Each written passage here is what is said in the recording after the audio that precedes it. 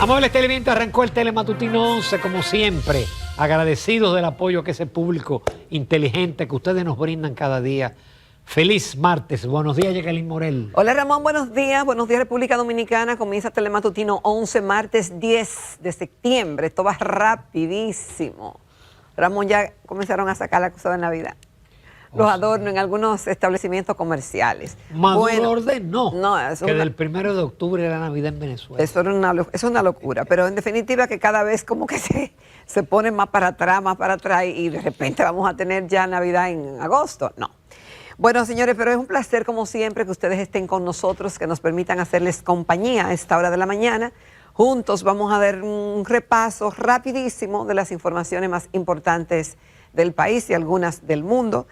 Como cada martes, la doctora Luz Rosa Estrella nos aconseja para que la familia funcione mejor. Y hoy, pues, nos acompañará el licenciado Dionis Sánchez. Él es abogado, él es un activista de su provincia Pedernales, fue senador en varias oportunidades por esa misma provincia y actualmente es miembro de la Comisión Política del Partido Fuerza del Pueblo. Vamos a ver qué podemos hablar con Dionis de todos estos temas nacionales por su experiencia acumulada y porque, bueno, estamos en momentos especiales del país. Así que les damos la bienvenida con el deseo de que nos acompañen en este día. En adición, él es candidato a la Secretaría General.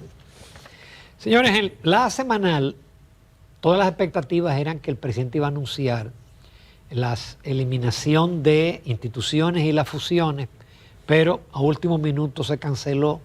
Yo creo que hay que tener un poquito de cuidado con eso de crear expectativas del propio gobierno sobre un tema y entonces al último minuto cancelarlo. ¿Y qué tema? Como decíamos ayer, eso hay que pensarlo bien, repensarlo, consultar, ver las implicaciones, sumar, restar, ver diferentes escenarios antes de tomar una decisión al respecto. Pero entonces, antes de usted anunciar lo que lo va a decir... Sí, tiene que hacer eso. Porque con lo de también la reforma fiscal, fue un funcionario que lo dijo, no fue una mala interpretación de la prensa, entonces hay que ir despacio. Pero bueno, el presidente aprovechó la ocasión para responderle de nuevo a Diosdado Cabello, porque Diosdado había dicho, en términos insultantes como siempre, porque este señor es un insultador profesional, que Abinader tenía que pagar 350 millones de dólares que debe la República Dominicana antes de referirse a Venezuela.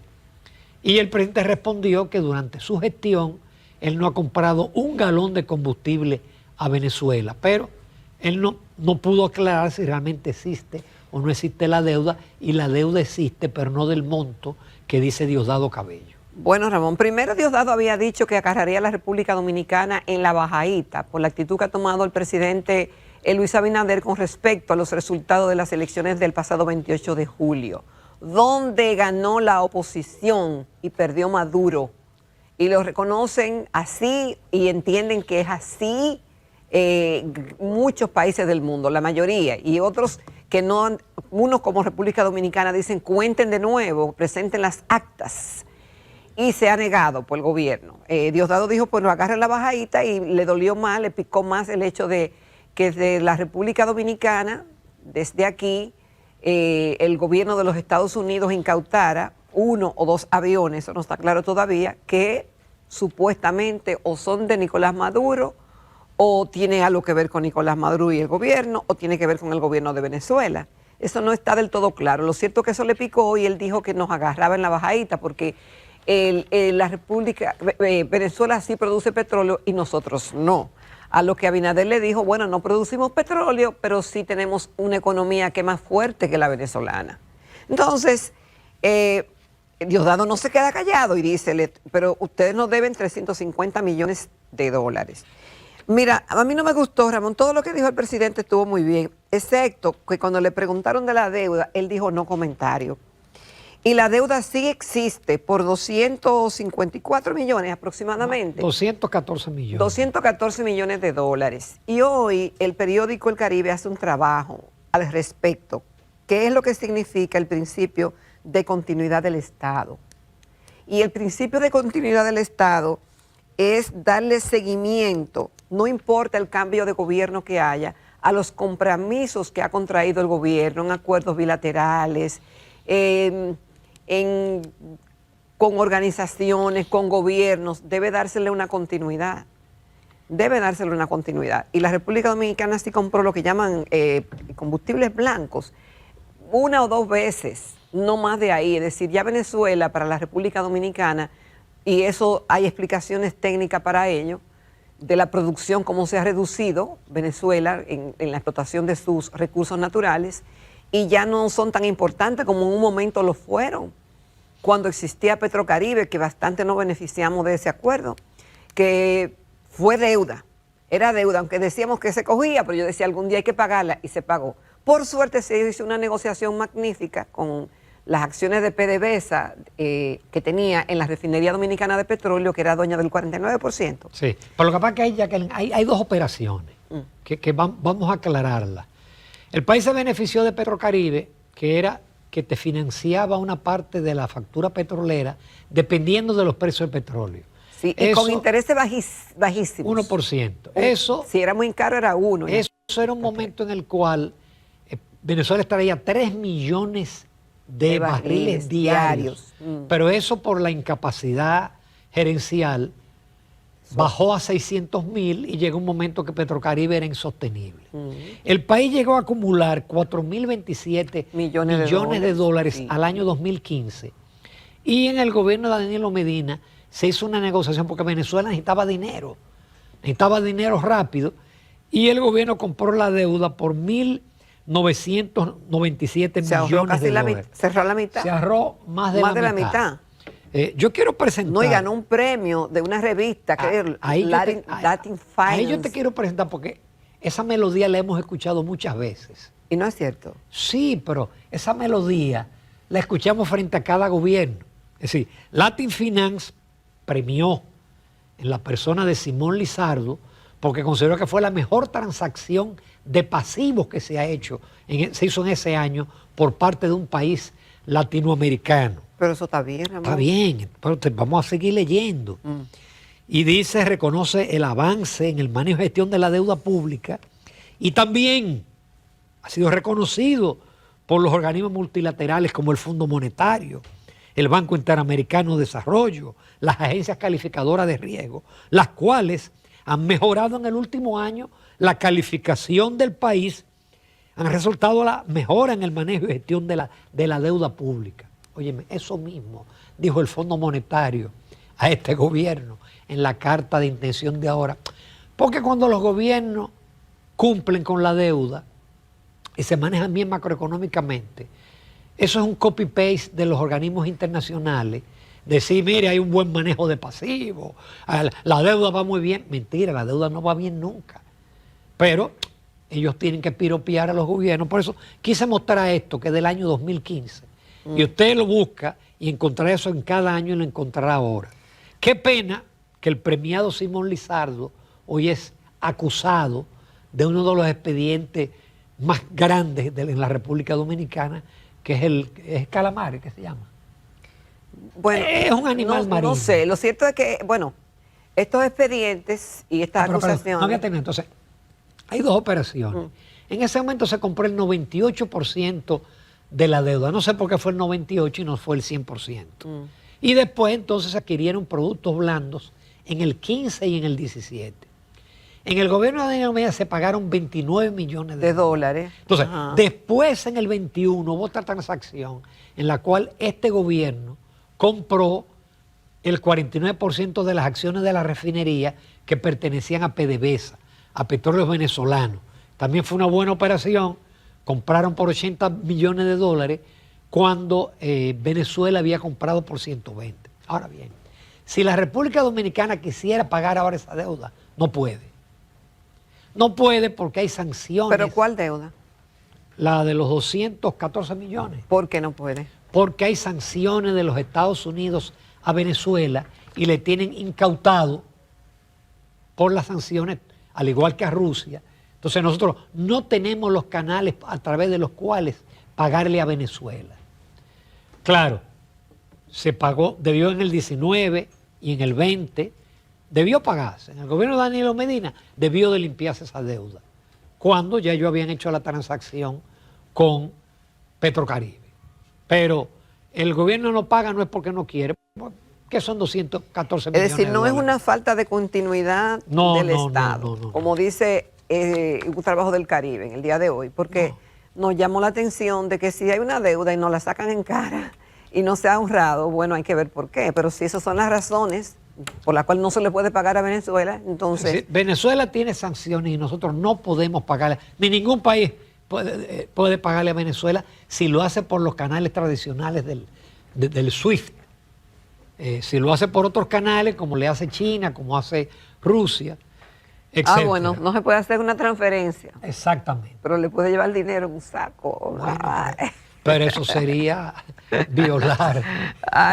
Eso caería en materia casi de lavado de activos. No. Lo que sí yo creo, Jacqueline, es que el presidente no debe de responderle más a Diosdado. Primero, porque no están al mismo nivel.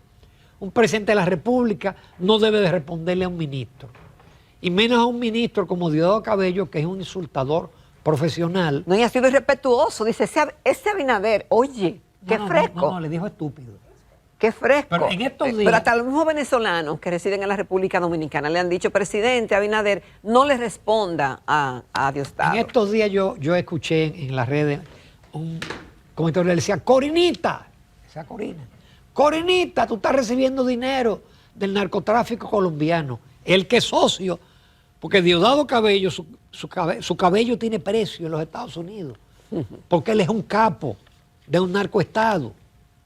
Entonces, a una persona así, que le responda el canciller, es más, que le responda Faride, que es su par, que es ministro de Interior al igual que él, pero el presidente de la República no debe gastar pólvora en este señor, que no vale la pena. No, pero yo creo que ya ese tema está cerrado realmente.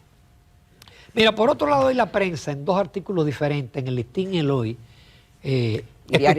especulan sobre y digo que especulan porque absolutamente nadie, solamente Jochi Vicente y dos asesores conocen el paquete fiscal.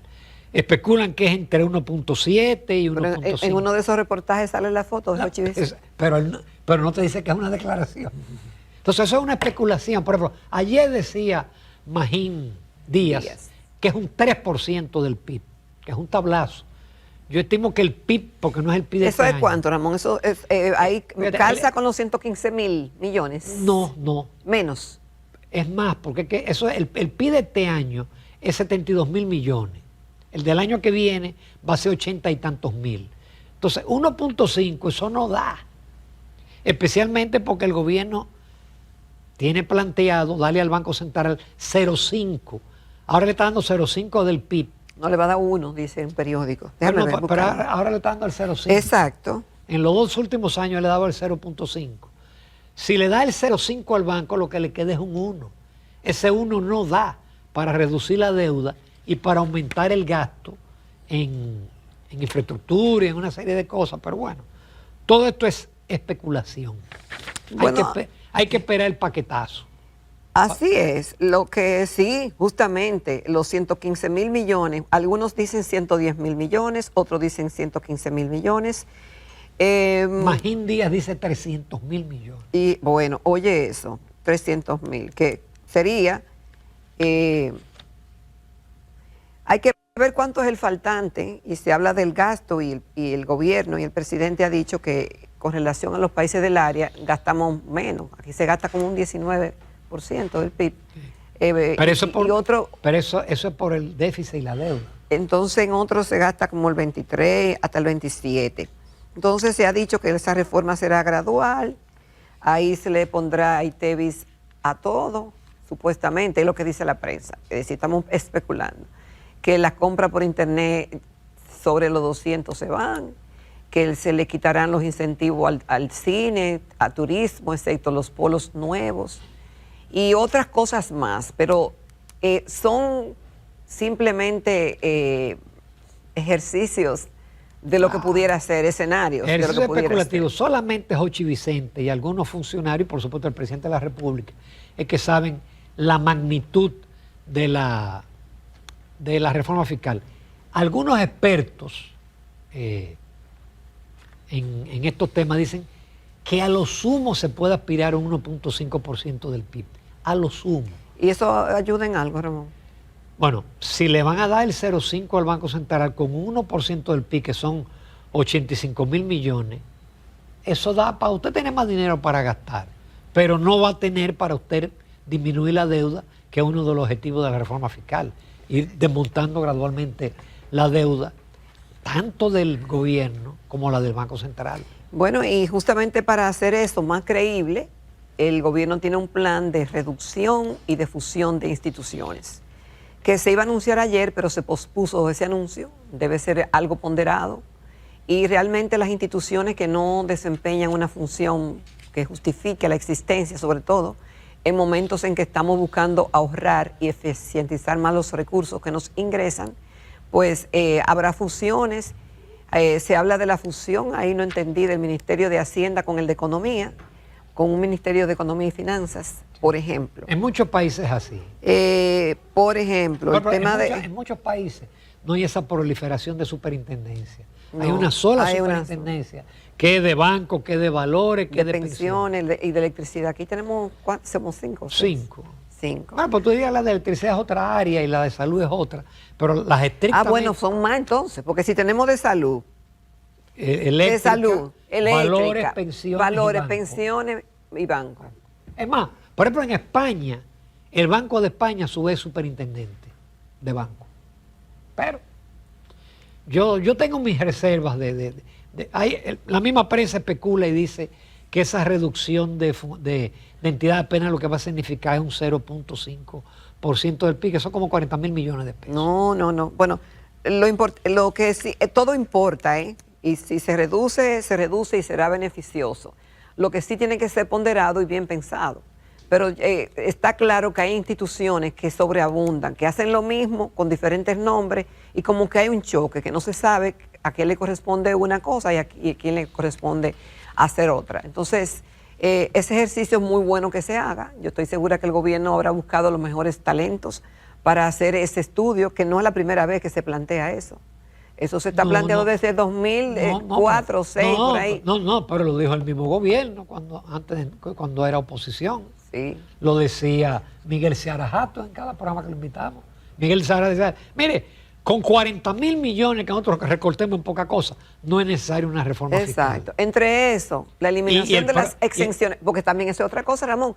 Si se pone más chiquito el gobierno y la gente ve, bueno, sí, va a haber ahorro, van a hacer mejor manejo del gasto y de lo que ingrese, y otras medidas más, y también quitar algunos de esos subsidios que son irritantes y privilegios que tienen algunos sectores, que quizás algunos entienden que ya no tienen razón de ser, tal vez el palo no sea tan grande, porque si se acoteja eso y se habla de que hay mucha evasión y se hace una labor eficiente, aunque se hizo ya de la evasión, que del ITEVIS y del impuesto sobre la renta, de repente los impuestos, los cambios que vayan a hacer tributarios no sean tan grandes.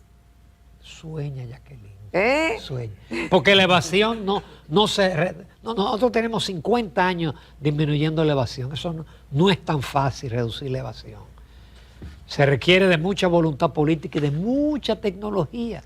Porque el problema es que los grandes evasores tienen unos niveles tecnológicos más grandes que impuestos internos. Además que también el gobierno tiene que dar confianza, tanto al empresariado como a todo el que cotiza y paga impuestos, que todo el mundo, de una forma u otra, todos, unos más que otros, pagamos impuestos. Entonces, dar la confianza de que sí, mira, te voy a cobrar más, pero yo te prometo que lo voy a hacer mejor, voy a administrar mejor el gasto. Y yo feliz voy a pagar más impuestos. Y yo feliz voy a pagar más. Más de lo que yo estoy pagando. Si me dan protección, Ramón, y me dan garantías. Uno de los problemas, Jacqueline, de los subsidios, cuando se dice subsidio y exenciones, es que la mitad es ITEVI. Entonces, ¿a qué usted le va a poner ITEVI? ¿A la canasta familiar? ¿A las medicinas? ¿A la electricidad? ¿A la educación? ¿A la educación? Bueno, una vez en México el IVA decían, imposible vivir aquí.